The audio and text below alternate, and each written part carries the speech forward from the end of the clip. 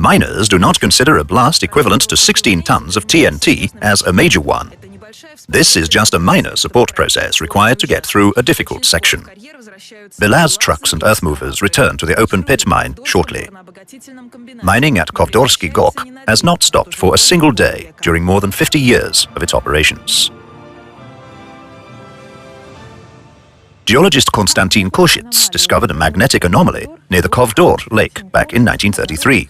A railway line to access the site was started then. However, World War II disrupted the miners' plans. Even the rails already laid were sent to weapons factories. It was only at the beginning of the 1950s that the construction of Kovdorsky Gok and Kovdorsky, a factory town, was resumed.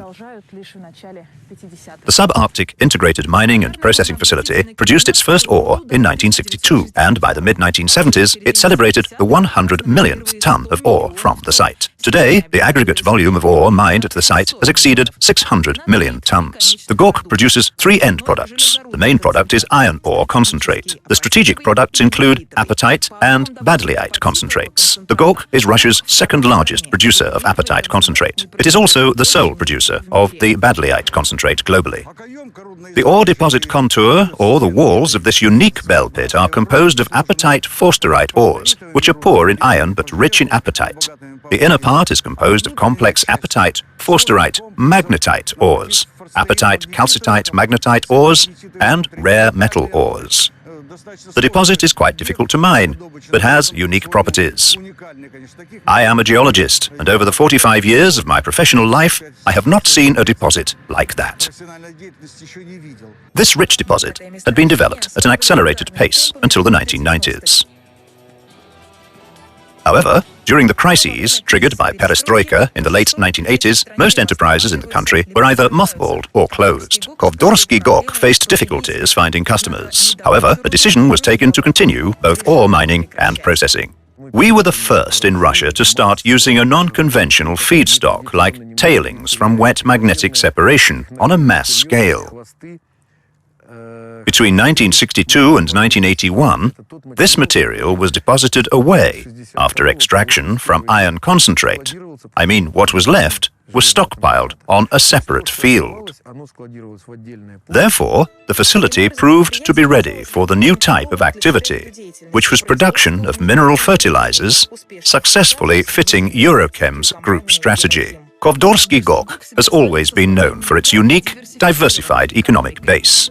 Its vertical integration is aligned with the vision of Eurochem's management company. Access to raw materials and investment in production capacity translate into higher productivity and, accordingly, stronger global competitiveness. Three types of products derived from the same raw material allow Kovdorsky Gok to maximize the use of mined natural resources. In particular, 1 ton of ore yields 450 kilograms of finished products. When there is a demand for iron ore concentrate, this product is the biggest contributor to our profit. If the sales of iron ore concentrate are declining, we do not have to cut down its production.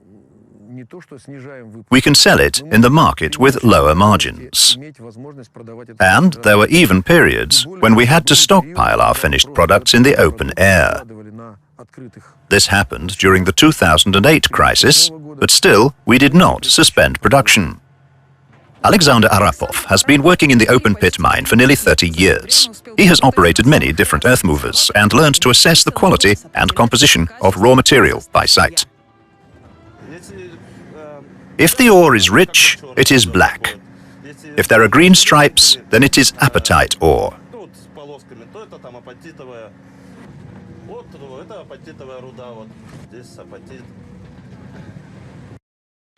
The holding company is implementing a number of investment projects at Kovdorsky Gok.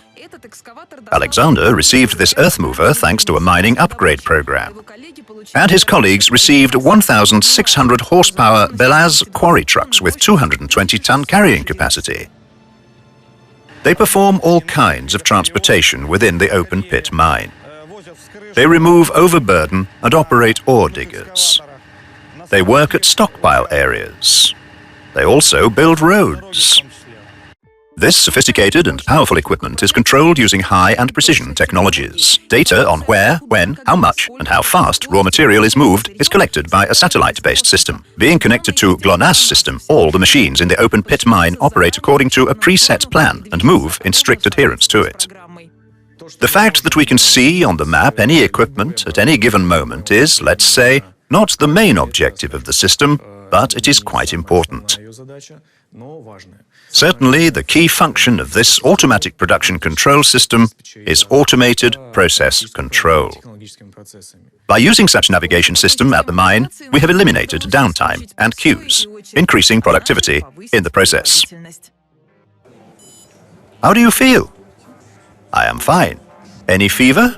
No. Blood pressure and alcohol tests and physical examination are the usual procedures for mining equipment operators. Human health monitoring means as much as monitoring the condition of machinery. By the way, the Gork's repair shops occupy a considerable part of the production site. The fact is that all that mammoth mining equipment, from Belaz trucks to Caterpillar machinery, is assembled here, on site, just like those Lego sets. Yes, we have purchased new tools for our employees.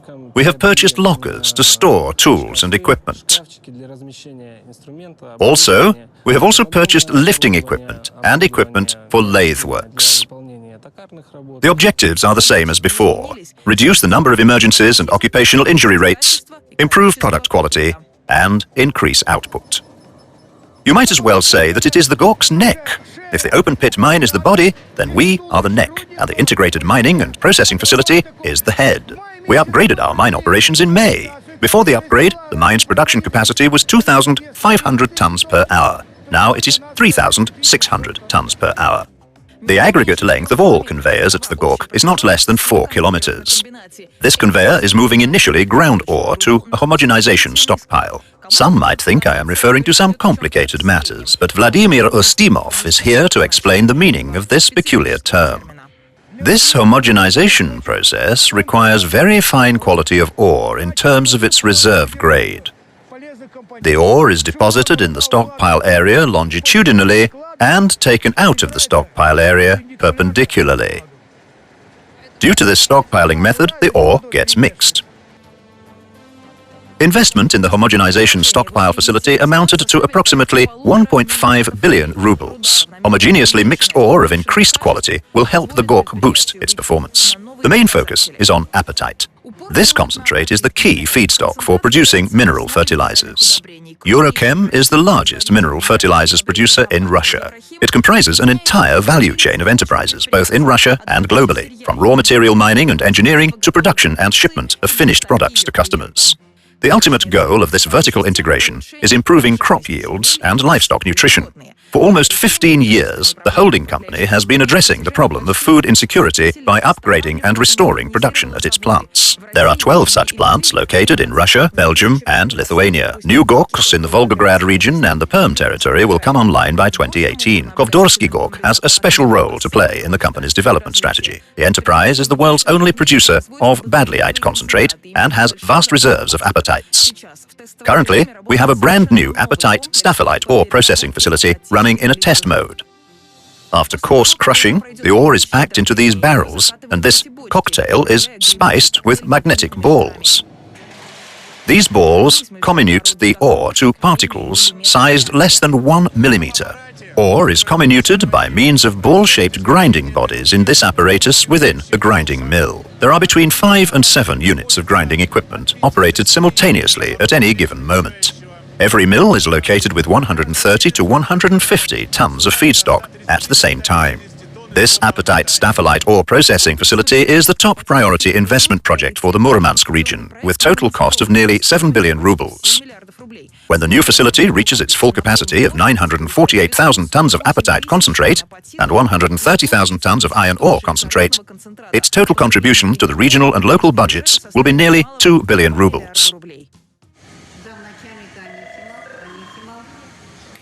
Lyubov is over 55, but young at heart. She gives commands through the public address system, makes journal entries, and operates a score of computers effortlessly, rapidly, and promptly. She has been working at the GOK for 32 years and seen more than one upgrade. However, it is for the first time that she has to master equipment as modern as that.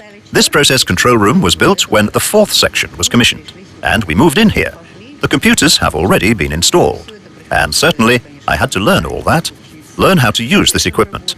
This is how gradually new things come into our lives. We try to cope with it. Eurochem uses its own distribution network to deliver goods to the end consumer. Badleyite concentrate, the only product produced for export only, is packed in bags of 1 ton each. From here, the products are shipped to the port of Murmansk. The company has its own rolling stock and a rail depot, port terminals and sea vessels. It has 25 distribution centers across Russia and Ukraine.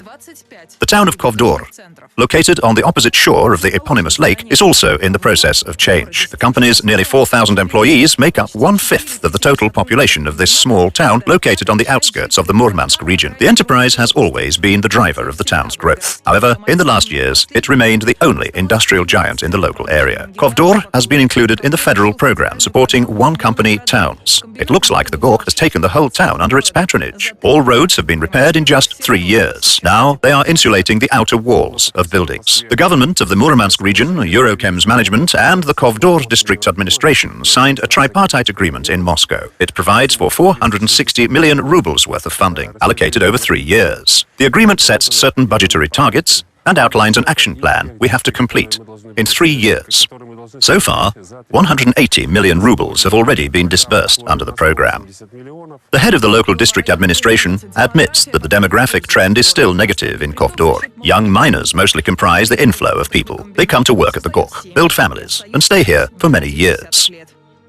Of course, we'd like to see bustling activity on both sides of the lake, for people to work, live, recreate, and raise their children and grandchildren comfortably here. Because today we have, I think, the 4th generation of people who came to Kovdor in the 1960s to work at the GOK. Residents of the subarctic Kovdor like walks in the woods, but they like winter sports even more. Vars, a mountain ski center, is preparing for its 7th season. The hazardous, almost abandoned skiing piste was cleaned up and refurbished in 2009. They have installed a chairlift and artificial snowmaking machines. A few more snowfalls, and all of Kovdor will be at that piste. For example, if you want to rent a full adult skiing equipment for a day, you have to pay 350 rubles. You take it and ski all day long. The lift fare is also moderate, because we do not expect the project to pay back. There is only one objective: to attract people and get them to ski. The Kovdor piste is already a well-known attraction throughout the Murmansk region. Those who do not want to wait in line for the lift choose smaller slopes. That is why frequenters of Kibini Mountains are also increasingly opting for Kovdor. The maintenance of the mountain ski center costs 16 million rubles per year. By the way, the profit is just 2 million so far, but the company does not intend to abandon social projects. In fact, it makes huge investments in promoting sports. A hockey ice rink, swimming pool, gyms, a shooting gallery, workout sites and a stadium are filled to full capacity. Healthcare is also a focus. The Kovdor hospital is preparing to start operating a CT scanner. Transformations in all spheres provide for balanced development of production. In just 4 years, Kovdorski GOK will be able to produce up to 25 million tons of ore per year. That is why the GOK has been expanding its raw material base. What we have today is only half of the future open-pit mine. That is why we will expand the existing open-pit mine virtually in every direction. Today, we even have a special term for it, a greater pit. It will include 3 deposits: badleyite apatite magnetite, or apatite badleyite magnetite ore deposit, apatite staphelite ore deposit, and apatite carbonate ore deposit. The export-bound badleyite, the high-growth potential apatite, and the irreplaceable iron concentrate are the 3 products on which Kovdorski GOK has built its success. This unique success formula is enhanced with the well-timed investment policy and traditions, which in just 50 years have turned Kovdorski GOK into one of Russia's most successful and sustainable enterprises.